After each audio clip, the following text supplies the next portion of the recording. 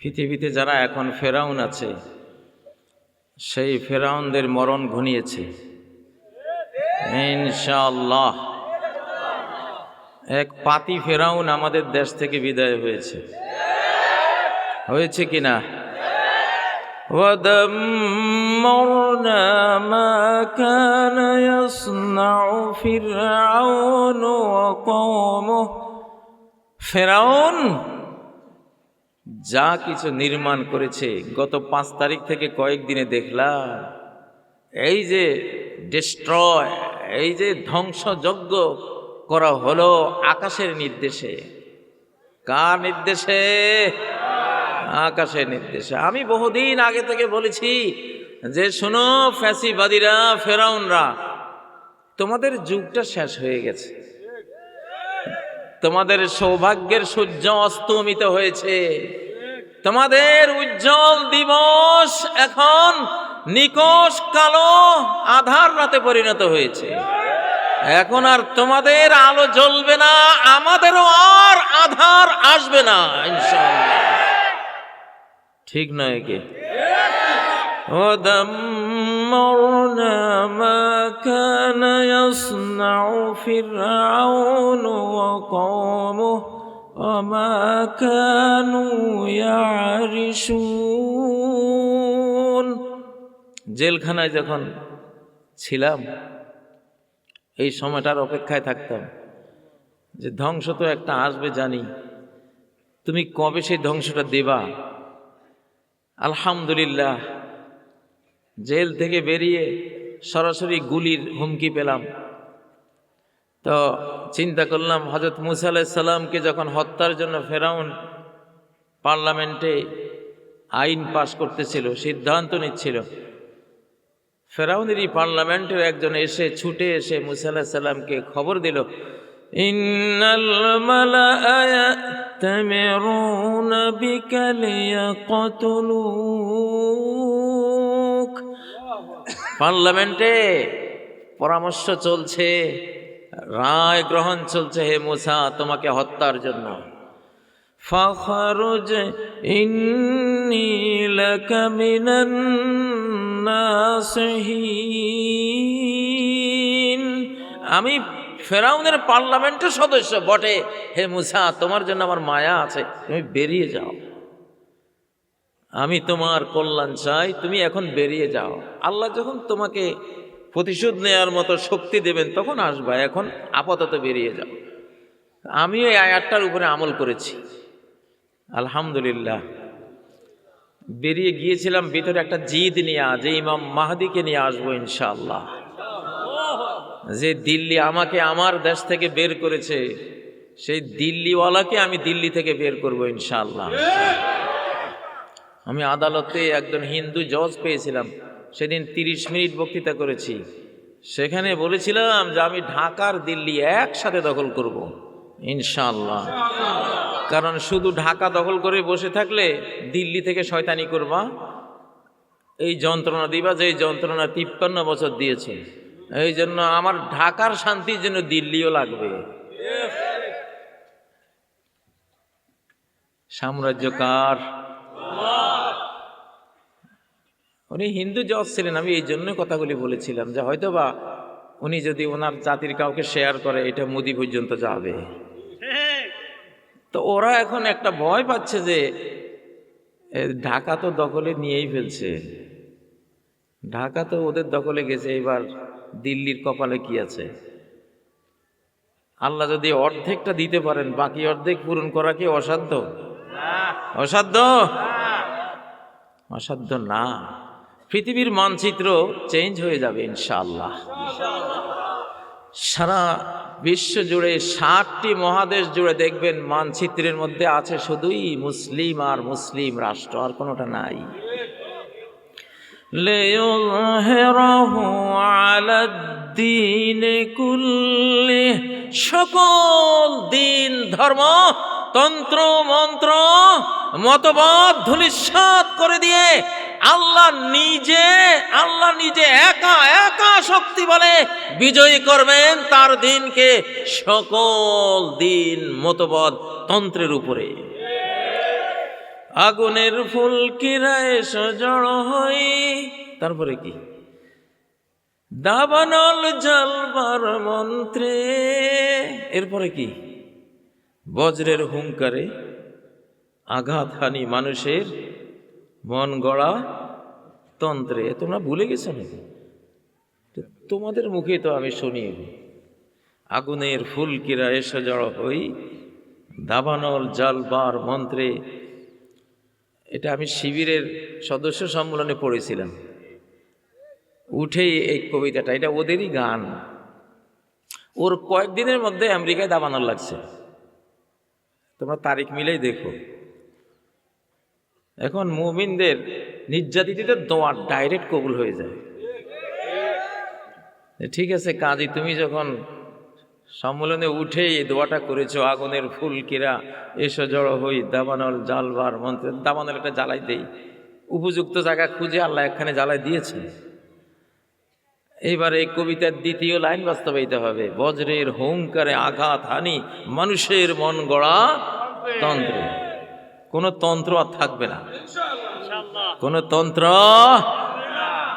2024 পরবর্তী পৃথিবী ইসলামের পৃথিবী, বাংলাদেশের সমন্বয়কদের পৃথিবী। সারা পৃথিবীটা ছোট্ট একটা গ্রাম, ভাগাভাগি করে লাভ নাই। আমি শিশুকাল থেকেই ছোট্ট রাজনীতি আমার মন ভরতো না। আমি এই জন্য ইমাম মাহাদির ওয়াজ করতাম, যিনি সারা পৃথিবী চালাবেন। সেই জন্য ঈসা আলাইহিস সালামের ওয়াজ করতাম, উনিও সারা বিশ্ব শাসক। ইমাম মাহাদি 9 বছর, ঈসা আলাইহিস সালাম 45 বছর, গোটা পৃথিবী শাসন করবেন। সামনে আসতেছে ইনশাআল্লাহ। এখন অনেকের কপাল পড়ে গেছে, ওরা তিনি আসতেছে মায়ের খাওয়ার জন্য, সমস্যা নাই। মুসলমানের মায়ের খাইতে ভালোই লাগে ওদের, এই জন্য ঘটা করে মায়ের খাওয়ার জন্য আসে। কারণ মুসলমানের মায়ের লগে শুধু মুসলমানের মায়ের থাকে না, আসমানের মায়েরও। سنلقي في قلوب الذين كفروا الرعب فاضربوا। ও আমার অ্যাঞ্জেল ফোর্স, আমার ফেরেশতা বাহিনী, আমি এক্ষুনি বেঈমানদের সেন্টারে ত্রাস সঞ্চার করব, তোরা ওদের গর্দানের উপর মার। আমার ফেরেশতা এই মার চলছে ফিলিস্তিনে, বাইতুল মুকাদ্দাসের আশপাশে। আল্লাহু আকবার। ওই মায়ের মোকাবেলা করার ক্ষমতা কারো আছে? আছে? ফেরাউনের বাম হাত এটা বেঁধে রাখতে হয়, ছেড়ে দিলে বাম হাতটা এইভাবে হয়ে যায়।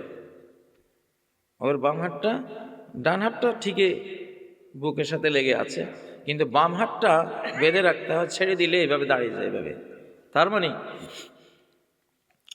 লোহিত সাগরে তার জান কবজের সময় ফেরেশতারা যে মার দিছিল, কষাঘাত, ফেরেশতারা যে বেত্রাঘাত করে,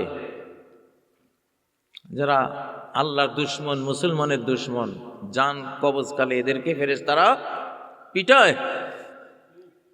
ওয়ালাউ তারা ইয ইয়াতাওয়াফাল্লাযীনা কাফারু, তুমি যদি দেখতা ওই দৃশ্যটা, যখন ফেরেশতারা বেঈমানদের জান কবজ করে। ইয়াদরিবুনা উজুহাহুম ওয়া আদবারহুম, চেহারায় মারে আর পিঠের উপরে মারে, ফেরেশতারা মার দেয়। ফেরাউন ওই মার ফেরাবার জন্য এরকম করছিল। ওই হাতটা ওরকমই আল্লাহ রেখে দিয়েছে। দেখ মরার সময় কি মারটা মেরেছিল আমার ফোর্স, অ্যাঞ্জেল ফোর্স।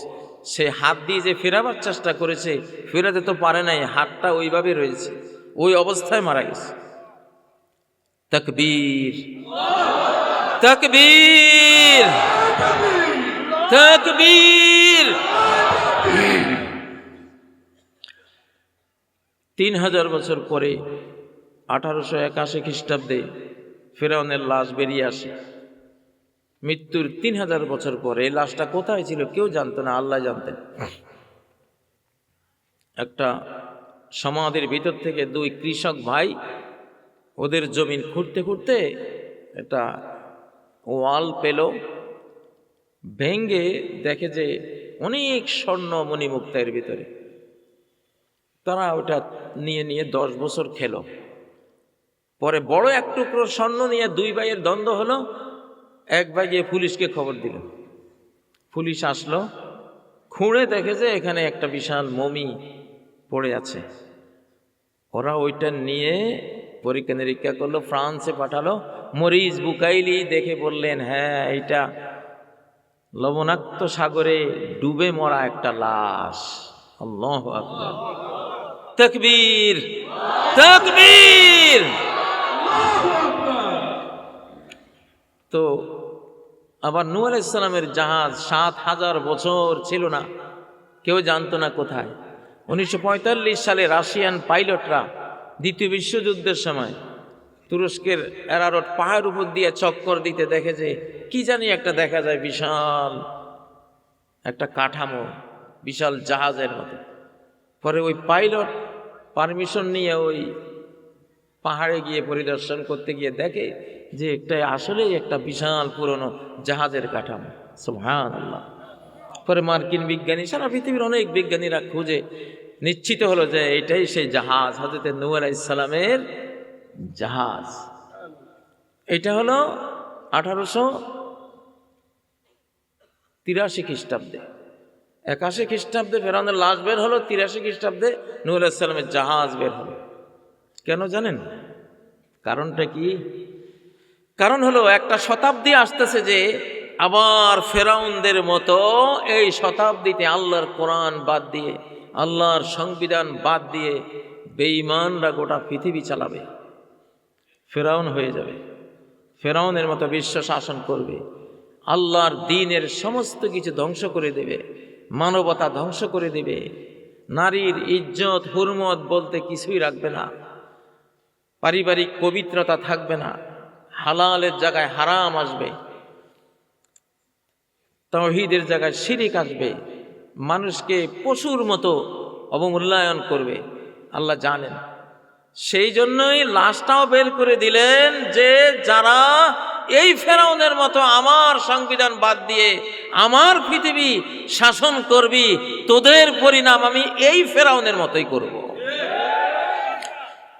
فَالْيَوْمَ نُنَجِّيكَ بِبَدَنِكَ لِتَكُونَ لِمَنْ خَلْفَكَ آيَةً। আমি তোকে সশরীরে রেখে দিলাম যাতে পরবর্তী ফেরাউনদের জন্য তুই একটা নিদর্শন হতে পারিস।